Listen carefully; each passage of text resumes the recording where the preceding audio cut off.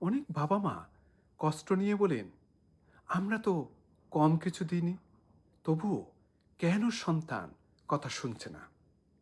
এই প্রশ্নের উত্তর আজকে খোঁজার চেষ্টা করব।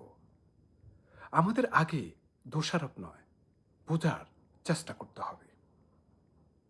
কিছু কারণের মধ্যে প্রথমে আমি বলবো সেটি হচ্ছে যে সময়ের অভাব। আজকের বাবা মারা খুবই ব্যস্ত, দুজনেই কাজ করেন, আগের দিনের মতো একজনের সংসারে চলে না। সন্তানদের সাথে এই ব্যস্ততার জন্য যে মানসম্মত যে সময় দেওয়া দরকার সেটা অনেক কমে গিয়েছে।